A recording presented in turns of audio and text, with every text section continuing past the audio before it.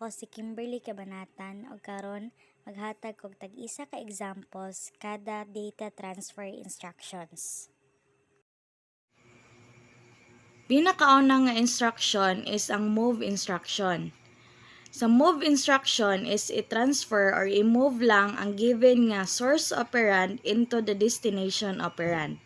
Sa atong given nga example, natay move 0026H into BX. Ang 0026H dire mao ni atong source operand. Ang atong BX nga register is the destination operand.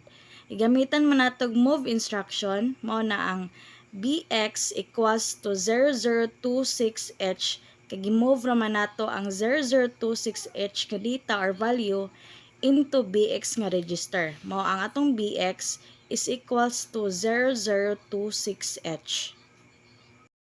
Ikaduha nga instruction ang exchange instruction.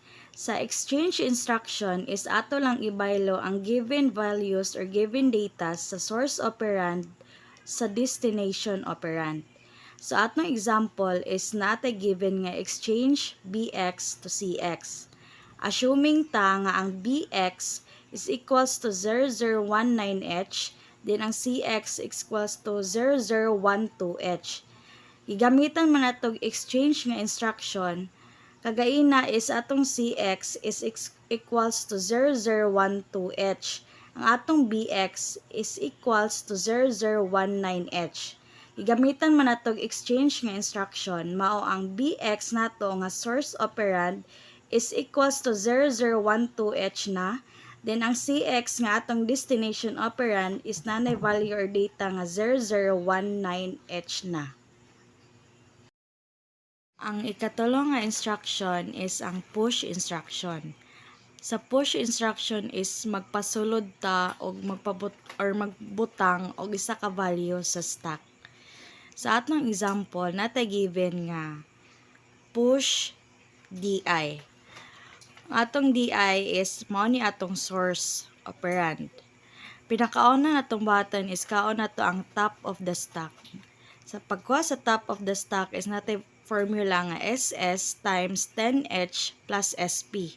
Then ang SS nato is ang given value na ana is 200H times 10H plus atong SP is 0035H. Gisunod rin nato ang formula 2000 times 10H is equals to 20000H plus SP nga 0035H. Giperform na nato ang operation nga addition mo na atong nakuha nga top of the stack is equals to 20035H. Paghuman is kaon nato ang physical address. Sa pagkuha sa physical address is natay formula nga DS times 10H plus DI, which is mo atong i-push or ipasulod sa stack. Sa pagkuha sa physical address, gisunod rin nato ang formula which is ang DS natay 200H times 10H plus 0017H, which is atong DI. Then gisunod rin nato ang formula or perform nato ang operation nga kani mao ni resulta og 20000H plus atong DI nga 0017H. Then atong physical address is 20017H. Pagkuha sa atong final DI, final value or data sa atong DI, ato lang ning i-base. Sa 20017H, kuhaan na tong sunod niya is 20018H rather. Sa pagkuha na ko ani, nagbase ko sa memory map. Ang 20017H is not siya value nga CCH, then ang 20018H is not siya value nga 34H. Gikan ani, naka-come up ta og final value sa DI is equals to 34CCH. Paghuman is nagkuha din ta og new SP which is SP minus 2H is equals to atong SP is 0035H minus 2H. Mao na atong new SP is 0033H. Ang ikaapat nga instruction is ang pop instruction. Sa pop instruction is magpagawas ta og isa ka value gikan sa stock og ibalik nato sa register or memory location. Sa atong example natay pop SI. Pinakauna gyapon natong buhaton is magkuha ta og top of the stock. Kani nga formula atong gisunod SS times 10H plus SP. Mora gyapon ang given sa SS is 2000 times 10H plus SP. Gi-perform ni nato ang operation mo nang resulta og 20000H plus atong SP is 0035H. I-perform gyapon nato ang operation which is addition mao nang kakuha tag top of the stock is equals to 20035H. Pagkahuman is kuhaon nato ang physical address. Sa pagkuha sa physical address, sundon gyapon nato ni nga formula. DS times 10H plus SI which is atong ipagawas or atong ipop. Then, ang physical address is 2000 times 10H plus atong value sa SI is 001EH. Then atong i-perform ni mao ng 20000H plus SI nato nga 001EH.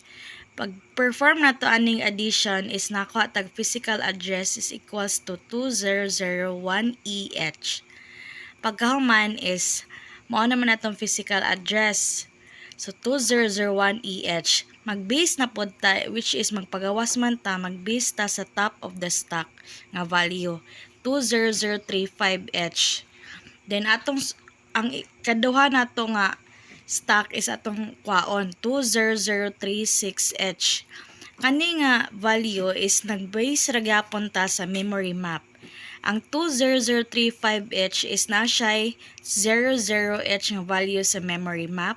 Then ang 2036H is 70H.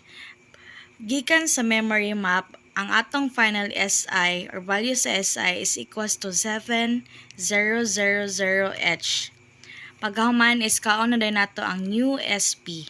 Sa atong new SP is nato formula nga SP plus 2. So, atong gigamitan man, so ang atong SP is 0035H plus 2H, mo na atong new SP is equals to 0037H. Ang last nga instruction is ang LEA instruction. Ang LEA instruction is pare-pareha ra siya sa move instruction nga process.